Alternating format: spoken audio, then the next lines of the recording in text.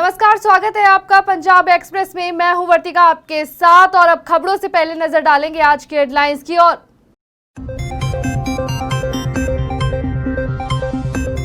अमृतसर में पार्टी के youth leader ने की प्रेस कॉन्फ्रेंस, मौजूदा सरकार पर लगाए गंभीर आरोप।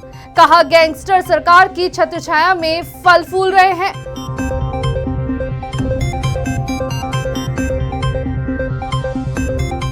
सिरसा में कोरोना के मामलों में लगातार बढ़ोतरी, मामलों की संख्या बढ़कर हुई 174। जिले में कोरोना से हुई पहली मौत।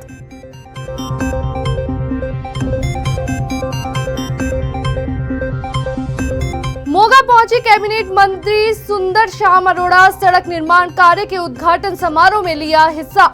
समारोह में उड़ाई गई सोशल डिस्टेंसिंग की धज्जियां। खबरें विस्तार से। खबर फिरोजपुर से, जहां पर पुलिस प्रशासन के खिलाफ विरोध प्रदर्शन किया गया। फिरोजपुर के गांव बाजेका में खेल मंत्री का विरोध करने पर गुरुहरसराय पुलिस की तरफ से देसराज बाजके के समेत रमेश बाजके, सुरिंदर कुमार और जंग बाजके को गिरफ्तार कर सलाखों के पीछे बंद कर दिया गया है, जिसको लेकर आज बाजके अध्याय जपकर विरोधी संघर्ष कमेटी की ओर से एसएसपी दफ्तर के बाहर धरना देकर खेल मंत्री राणा गुरमीत सिंह सोडी और पुलिस प्रशासन के खिलाफ जमकर नारेबाजी की गई। खबर गुरदासपुर से, जहां पर राष्ट्रीय राजमार्ग प्राधिकरण की बड़ी लापरवाही देखने को मिली।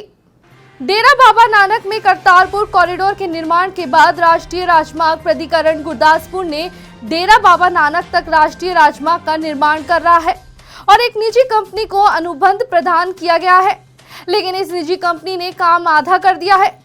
देर रात एक कार का दुर्घटनाग्रस्त हो गई, जिसमें एक युवक की मौके पर मौत हो गई। एक अन्य कार दुर्घटना भी वहां पर हो गई, लेकिन अभी तक प्रशासन ने कोई कार्रवाई नहीं की है। प्रशासन को जगाने के लिए आसपास के गांवों के लोगों ने एक विरोध प्रदर्शन किया और मांग रखी कि सड़क का निर्माण जल्द से जल्द पूरा किया जाए, ताकि फिर कोई यहां पर हादसा न हो सके। समाज सेवी मनदीप सिंह मन्ना के द्वारा तुली लैब में कोरोना टेस्ट करवाने के विरुद्ध मुहिम चलाई गई, जिसमें सेहत विभाग के द्वारा दोषी पाते हुए तुली लैब को सील कर दिया गया और तुली लैब के मालिक के ऊपर पुलिस ने मामला दर्ज किया है। वहीं बाद में एएमसी हॉस्पिटल पर कार्रवाई न होने को लेकर समाज सेवी मनदीप सिंह मन्ना के द्वारा धरना प्रदर्शन भी किया गया। साथ ही पंजाब सरकार और पंजाब पुलिस के खिलाफ जमकर नारेबाजी की गई। दूसरी तरफ पुलिस के आला अधिकारी मौके पर पहुंचकर मनदीप सिंह मन्ना और हॉस्पिटल के डॉक्टरों के बीच हुई इस विवाद को सुलझाने की पूरी कोशिश की और पुलिस अधिकारियों का कहना है कि इस मामले में पूरी जांच की जाएगी और जो भी दोषी पाया गया उसके ऊपर सख्त से सख्त कार्रवाई भी की जाएगी। खबर फतेहगढ़ साहिब से, जहां पर कनाडा पढ़ने के लिए गया युवक की समुद्र में डूबकर मौत हो गई। जानकारी के मुताबिक जशनदीप लॉकडाउन से कुछ दिन पहले ही स्टडी वीजा पर कनाडा गया था। परिजनों के मुताबिक उन्होंने बताया कि वह समुद्र किनारे बेंच पर बैठा था कि अचानक बेंच टूटने के चलते जशनदीप समुद्र में जा गिरा, जिस कारण पानी में डूबने से उसकी मृत्यु हो गई।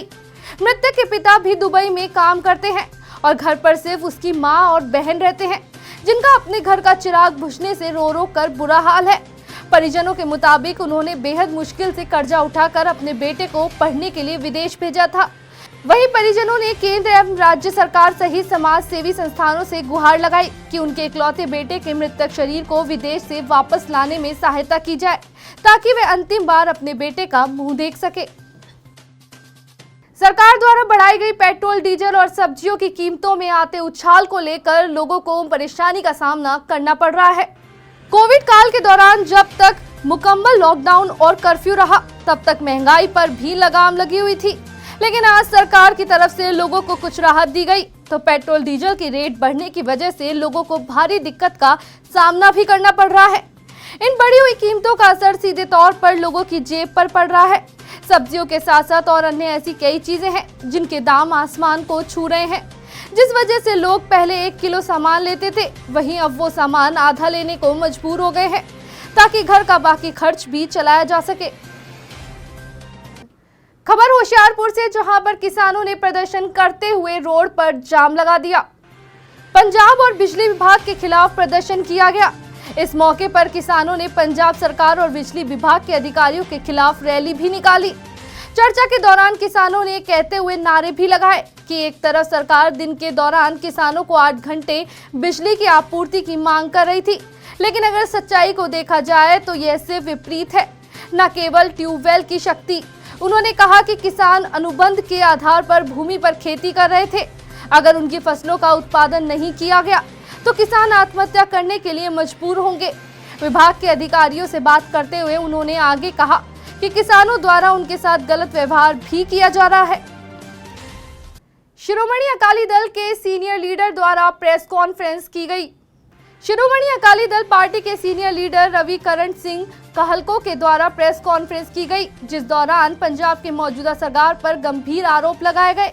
एमएलए रविकरण सिंह कहलको के द्वारा प्रेस को संबोधित करते हुए कांग्रेस सरकार पर रेफरेंडम 2020 के मुखी गुरु पंतवंत सिंह पन्नू और अवतार सिंह तारी के साथ तृप्त राजिंदर सिंह बाजवा के गहरे संबंध को लेकर भी सवाल उठाए गए।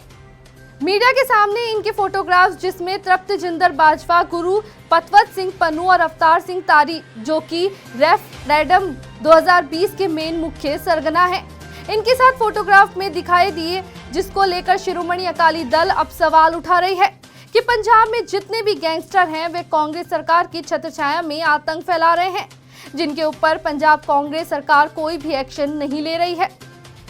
सिरसा जिले में कोरोना के पॉजिटिव मामले लगातार बढ़ते जा रहे हैं।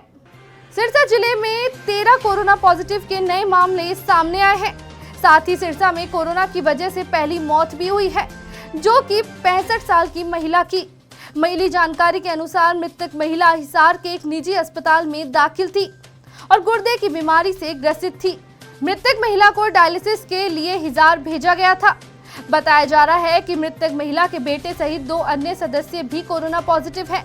अब सिरसा में कुल 174 कोरोना पॉजिटिव मामले सामने आ चुके हैं, जिसमें से 102 लोग ठीक होकर घर जा चुके हैं। एक्टिव केसों की संख्या 72 है। स्वास्थ्य विभाग के अनुसार स्थिति सिरसा में लगातार गंभीर बनी हुई है और पिछले 24 घंटों में कुल 33 मामले सामने आए हैं। सिरसा के कीर्तिनगर में सबसे ज्यादा 25 कोरोना पॉजिटिव मामले सामने आए हैं। पंजाब में कोरोना वायरस से मौत का आंकड़ा लगातार बढ़ता जा रहा है।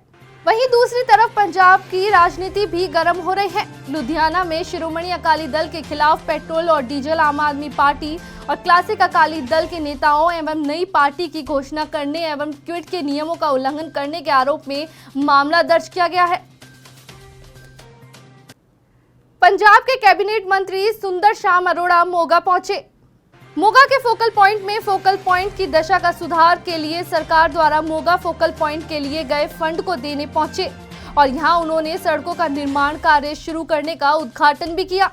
वहीं उन्होंने कहा कि पंजाब के अलग अलग फोकल पॉइंट को उनका सुधार करने के लिए फंड दिए जा रहे हैं, ताकि पंजाब में इंडस्ट्री को पूरी तरह से प्रफुल्लित किया जा सके। उन्होंने कहा कि पंजाब से जो इंडस्ट्री पंजाब से बाहर दूसरे राज्यों में चली गई है, उनको दोबारा पंजाब में लाया जा सके। साथ ही कहा कि गोविंदगढ़ के पास फार्मा पार्क बनाने के लिए जगह ले ली गई है, जहां पर फार्मास्यूटिकल इंडस्ट्री को लगाया जाएगा। साइप्रस के कुछ युवक युवतियां लॉकडाउन के चलते भारत में ही फंस गए। साइप्रस में अपने घर 1 महीने की भारत में छुट्टी पर आए 125 के करीब युवक युवतियां लॉकडाउन के चलते भारत में ही फंस कर रह गए। उनका कहना है कि कई लोग वहां पर वर्क परमिट पर हैं और कई स्टूडेंट वीजा पर, जो अब वापस जाना चाहते हैं और सरकार से गुहार लगाई है कि उन्हें जल्द से जल्द वापस भेजा जाए। कोरोना महामारी ने अपना प्रकोप चारों दिशा में फैला रखा है। जिला गुरदासपुर में कोरोना पॉजिटिव मरीज सामने आते दिखाई दे रहे हैं। वहीं जिले में कोरोना अब तक 8 लोगों की मौत की नींद सुला चुका है। जिले में यहां तक आम जनता से कोरोना पॉजिटिव मामले निकल रहे हैं। वहीं सरकारी कर्मचारी भी कोरोना का शिकार होते दिखाई दे रहे हैं। कोरोना ने सेहत विभाग और पुलिस प्रशासन के कर्मचारियों को चपेट में लेकर जिला प्रशासन के माथे पर चिंता की लकीरें खींच दी हैं, जिसके चलते सरकार की हिदायतों के अनुसार सेहत विभाग की तरफ से कोरोना टेस्ट करने में तेजी ला दी गई है। जिला गुरदासपुर में ब्लॉक स्तर पर 12 टीमें लगाई जा चुकी है, जो हर गांव, कस्बे, मोहल्ले और बाजारों में जाकर आम जनता और पॉजिटिव मरीजों के संपर्क में आए लोगों के कोरोना टेस्ट लेती दिखाई दे रही है। जिले भर में इन टीमों के द्वारा रोजाना 500 से लेकर 700 तक के सैंपल लिए जा रहे हैं और लोगों को समझाया भी जा रहा है कि कोरोना का टेस्ट करवाना उनके लिए और उनके परिवार के लिए और समाज के लिए अत्यंत जरूरी है। बिजली विभाग द्वारा बिजली के बिल में 12 लाख की हेराफेरी के चलते 2 कैशियर और 1 अकाउंटेंट को निलंबित कर दिया गया है।